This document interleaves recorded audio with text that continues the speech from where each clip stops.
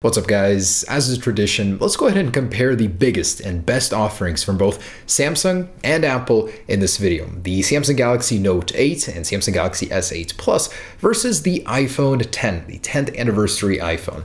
Now these things are extremely similar, they're selling at very similar price points, they're direct competitors to one another, but at the same time they couldn't be any more different. So that's why this is such a difficult video to make, but I still wanted to make it. Now I wanted to preface this video by saying I'm not promoted by either Samsung or Apple. They do not pay me. They do not send me free products. I do not get pleasure from, having one win over one thing or the other do something better than the other. I mean, I'm just going to talk about these phones, how they compete on paper, and let you guys decide for yourselves which one is better for you. I'm not trying to promote one or the other, guys. So anyways, let's go ahead and see how these compare features, design, software, everything wise in one little video. And I'm lumping the Samsung Galaxy Note 8 and S8 Plus together into one just because they're very similar. Aside from a 0.1 inch screen difference, a dual lens camera that's not all too different in testing, and a stylus, they're pretty much the same phone on the inside. So I'll be comparing them both in one video just to make things a little bit easier. I wanted to start with build and durability. The iPhone 10 has a stainless steel border, something unheard of in smartphones. I mean, the Essential phone has a titanium border, but this is stainless steel. We don't hear about that much. This guy has an aluminum one. It's equivalent to aluminum 7000 in my earlier drop tests. Quite tough for aluminum, but still can gouge pretty easily, can dent. So I will be interested in seeing how these do compare in a drop test. As for the display materials, this has a Gorilla Glass 5 material, which is pretty durable. 80% of the time from 5 feet, your phone will survive, according to Corning. Now, this guy has a new glass that Apple says is the toughest glass in the smartphone market right now. That's amazing. That's an amazing claim. I would really like to test that. Water resistance here is not on the same page. The iPhone X has an IP67 rating, unfortunately, which was rumored to be the IP68 rating of the Note 8 and Galaxy S8 Plus. So this guy can go 5 feet underwater for 30 minutes and survive. This guy can only go 3 feet. So quite a divide there, unfortunately. Not as pool friendly, the iPhone 10. Now, comfort and usability. The iPhone 10 is a device that can easily fit in the palm of your hand. And for me, I can reach almost every area of the display with one finger. That is amazing. This is a phone that's definitely not made to be used with one hand. I mean, you got to stretch so far just to get anywhere. And of course, it has a stylus, so it's not really meant to be used with one hand. It's meant to be precisely manipulated with this stylus, to get a bigger picture, to multitask, and that's not something you can do effectively with one hand. So these definitely have a different approach to the displays. You've got a 5.8 inch one here, 6.3 inch here. It's huge, really. But believe it or not, this thing is beating out the iPhone 10 in terms of screen to body ratio. The Note 8 has an 83.2 versus an 82.9 screen to body ratio, just barely winning over the iPhone 10. And as far as unique screen technology goes, each have their own. So the iPhone 10 has the True Tone display, which will match the color temperature of your display to your ambience. It does also have 3D touch everywhere on the display, and it does support Dolby Vision for its HDR display. Now, the Galaxy Note 8 has that curved edge display, which you can use for several shortcuts.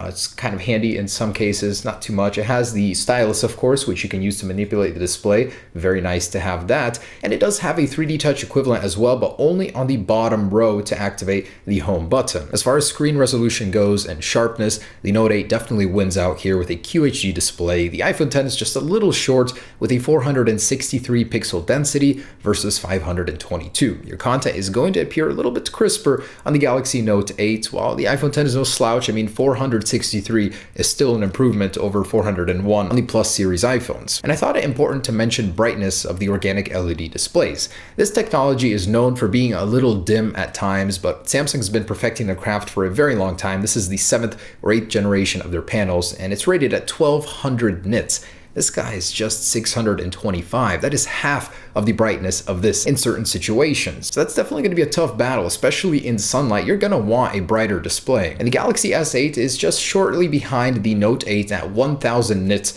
in ratings. And depending on which market you're in, you're going to get a different colored phone for the Galaxy series. I know the Note 8 comes in a gray, a blue, a gold, and a black, and the S8 comes in even more colors, all this guy just comes in two, silver and a space gray, otherwise almost a black. So unfortunately there was no third color option, the gold for this guy, just two. Now the cameras on these guys are actually incredibly similar. So both are 12 megapixels, both are dual camera sensors, both have dual optical image stabilization to give you that steady shot whether you're zooming or all the way zoomed out. The Galaxy Note 8 has one slight advantage here in low light. The aperture is 0.1 stop better. So lower, we've got a 1.7 and a 2.4 versus a 1.8 and a 2.4 on the iPhone 10. The iPhone 10 is more capable here. This is something I'm very proud to say Apple has worked very hard on with a new engine just for handling this kind of stuff. It can do 4K at 60 frames per second, whereas this guy can only do 30, and this can do 1080 at 240 frames per second. That is some very sharp, very incredible slow motion video. The actual flash unit too on the back of the iPhone 10 has been improved. It's still a 4x flash, 4 LED flash, but it has a 2x uniformity. So when you take a picture in the dark, it's going to look 2x as good as it places that flash where it needs to be. This guy is just a dual LED flash. While it's very bright, very good, it doesn't quite match the iPhone 10. Now turning to the front cameras, the Galaxy Note 8 does have a more powerful shooter here. 8 megapixels versus 7 on the iPhone 10. It's capable of QHD video at 30 frames per second, whereas this guy just has 1080p, and it's got a better low light capability. So the aperture goes down to 1.7 versus 2.2 on the iPhone 10.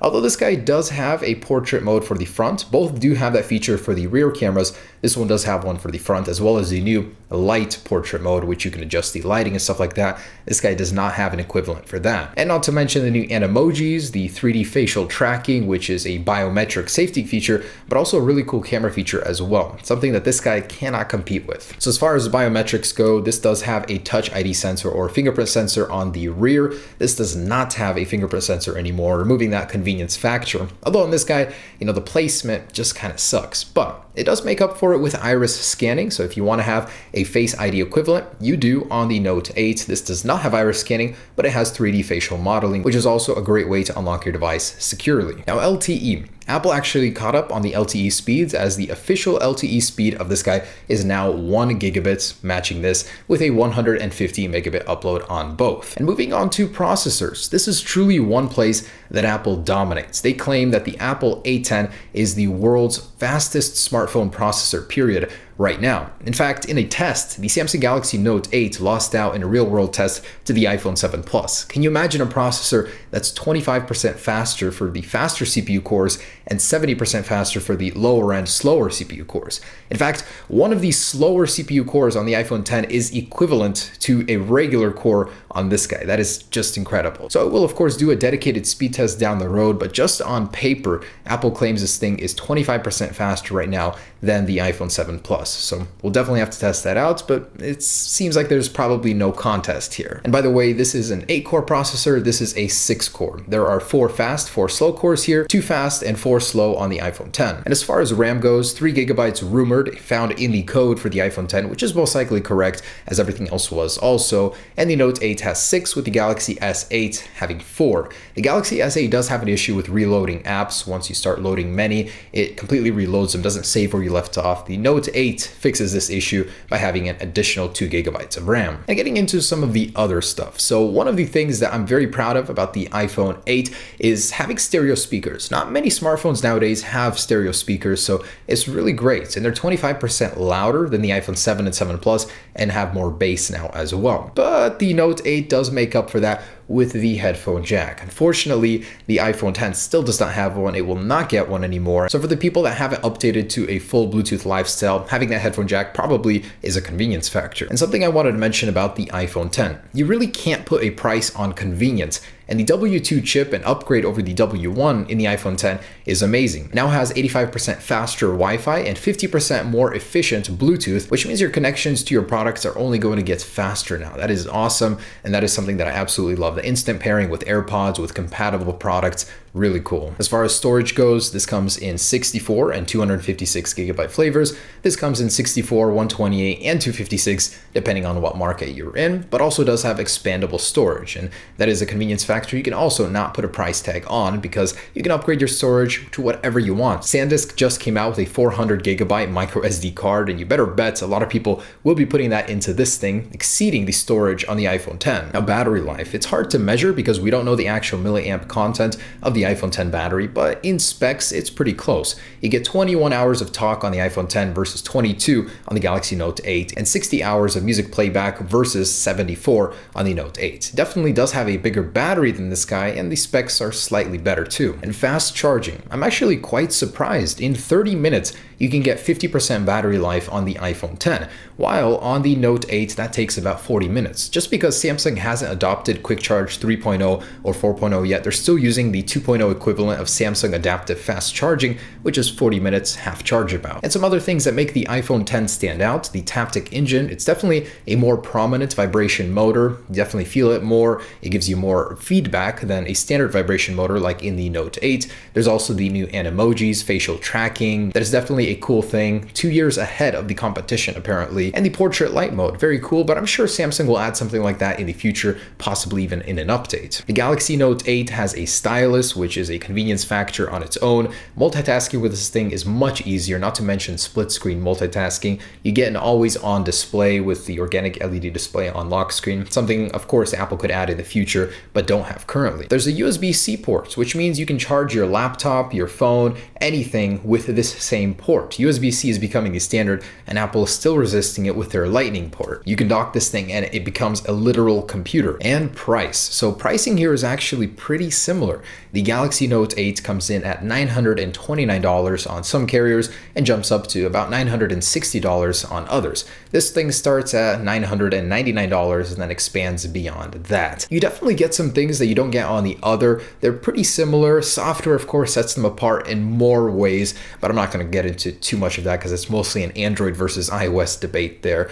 But I gotta say, both great phones. I love that they both do something that the other doesn't, giving you a reason to get one or the other. They are very similar phones, both with their bezel-less displays or close to bezel-less displays, massive batteries, wireless charging, dual cameras with dual OIS on both. Both have facial recognition. This one has iris, this one has actual facial recognition. Both have fast charging. I mean, they are pretty similar phones. It's once you get into the details that you learn the ups and downs of each other. So hopefully this video made that a little bit easier for you deciding between these phones. If you're at heart an Android person, it's going to be hard for you to switch over to the iPhone, but hopefully the adoption of wireless, fast charging, and the organic LED display has made that easier. Anyways, thanks for watching, guys. Stay tuned. And if you're trying to decide between a 10 and an 8 Plus, be sure to check out that video that I compared those. Anyways, you guys got at least a month to decide between these phones if you haven't already. Peace.